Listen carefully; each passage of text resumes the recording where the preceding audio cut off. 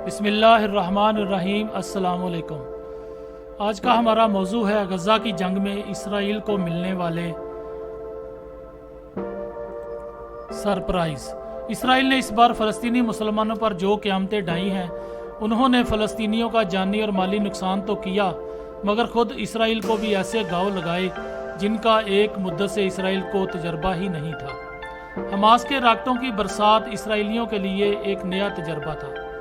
दुनिया भर में सफारती महाज पर तनहा होकर रह जाना, चीन और रूस जैसी आलमी ताकतों का खम ठोंक कर मैदान में आना और OIC के तन मुर्दा से तुर्की और पाकिस्तान जैसे मुल्कों को हमास की मज़ाहमत को ऑनरशिप देना और ईरान का धड़ल्ले से अस्करी कुमक फराहम करना, मिस्र और उर्दन जैसे हमसायों का नीमे बरूं अंदाज में फ़लस्तीनियों की हमायत करना, सब इसराइल को हैरान कर देने वाले मोड़ थे। ये मनाज़र कुछ अरसा पहले देखने को मिलते तो शायद इसराइल की दीदा दिलेरी में यूं इजाफा ना होता और वो फ़लस्तीनियों का वजूद मिटाने की दर पे ना होता।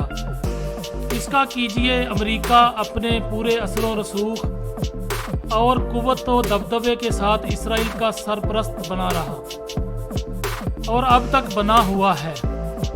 अमेरिका के इंसाफ के पैमानों का क्या कहने कि वो मामूली सी राकेटों के खिलाफ जदीद हथियारों के इस्तेमाल और सैकड़ों अफराद की मौत को दिफाए हक करार दे रहे हैं। अमेरिकी सदर बाइडन ने तो जंग बंदी के बाद भी दिलचस्प जुमला कहा है कि इसराइल के जिंदा रहने के हक को तस्लीम किए बगैर मशरक़ वुस्ता में अमन कायम नहीं हो सकता।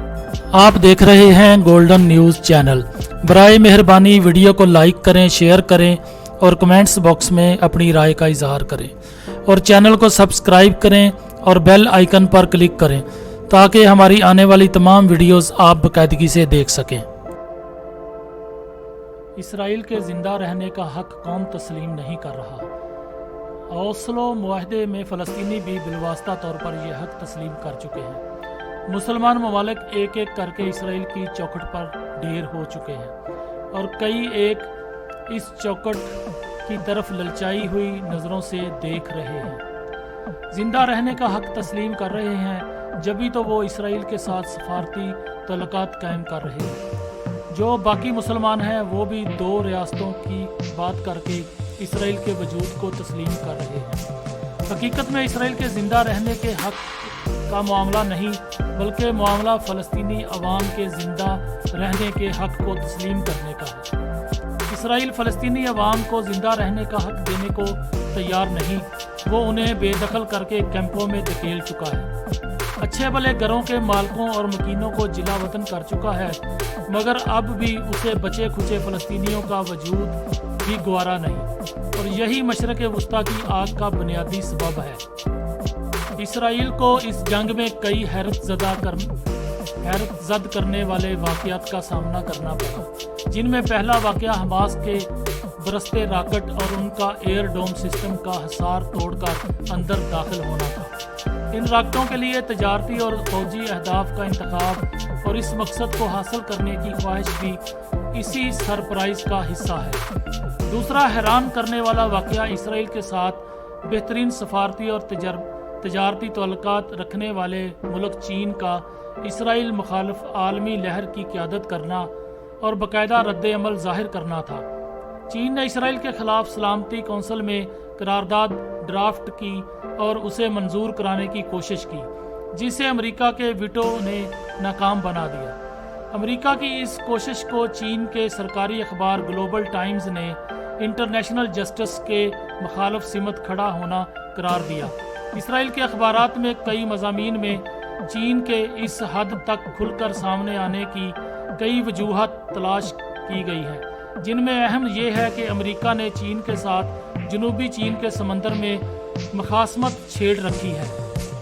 इसका गुस्सा चीन ने अमेरिका के चहेते इसराइल पर निकाला है। ये वो पहलू है जो इसराइल की राय आमा में अमेरिका से दूरी पैदा करने का एहसास बेदार करने का बायस बन सकता है। यहूदी दिमाग कभी खसारे का सौदा नहीं करता। चीन जैसे तजारती देव के साथ इसराइल किसी महाज अराई का मुतहम्मल नहीं हो सकता। तीसरा सरप्राइज इसराइल का तेज़ी से तबाह होने वाला इमेज है। गजा के मनाजर ने इसराइल का मसनूई खौल और मास्क उतार कर रख दिया है और वो एक सफाक और शिद्दत पसंद ताकत के तौर पर सामने आया है। इसराइल को दुनिया में एक जमहूरियत के बजाय सहयोनी ज़हीनियत और यहूदी अकाबरीन के ऐलान बिलफौर के जाविये से देखा जाने लगा।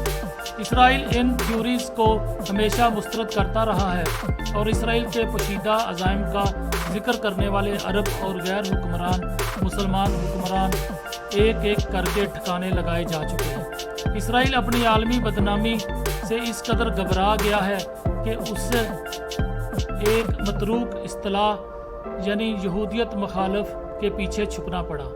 सबसे पहले चीन के सरकारी नशरियाती नेटवर्क CGTN की शाख CCTV के एंकर ने कहा, अमेरिका की ताकतवर यहूदी लॉबी मशरक़ वुस्ता के मौजूदा हालात की ज़िम्मेदार है। ये यहूदी लॉबी अमेरिका की मईशत पर हावी है और मीडिया और इंटरनेट को भी कंट्रोल कर रही है। एंकर ने अशारतन यहूदी अकाबरीन के मंसूबे का हवाला देकर इस मुहिम के मजहबी पस मंज़र का भी जिक्र किया। चीन के सरकारी नेटवर्क पर बयान किया जाने वाला ये मौक़िफ़ इसराइल को ग्रां गुजरा और इस पर एंटी सेमिटिज़म का लेबल चस्पा किया गया।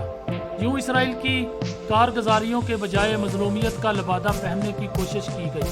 बाद में गुफ्तगू का यही अंदाज वज़ीर ख़ारजा शाह महमूद कुरैशी ने CNN की यहूदी एंकर डियाना क्लोडरिगा के साथ इंटरव्यू में अपनाया। उन्होंने कहा कि इसराइल अपने तल्लुकात के बावजूद मीडिया की जंग हार चुका है, वो मीडिया को कंट्रोल करते हैं। शाह महमूद कुरैशी का कहना था, डीप पॉकेट्स मतलब वाज़े था। अमेरिका में बैठा ताकतवर सहयोनी जहन जिसकी जानब चीनी TV भी इशारा कर चुका था, जिस पर रूसी नजाद यहूदी एंकर का मूड ख़राब हो गया और उसने बरमला कहा कि मुझे ये बात बुरी लगी, मैं इसे यहूदियत मुखालिफ बयान कहूँगी। यहूदी जहन को ये अंदाज़ा होने लगा है कि इसराइल के जंगी जराइम और यहूदी जहन की मनसूबा बंदी को इस बदलती दुनिया में होलोकॉस्ट की तकद्दस देना शायद अब मुमकिन नहीं रहा।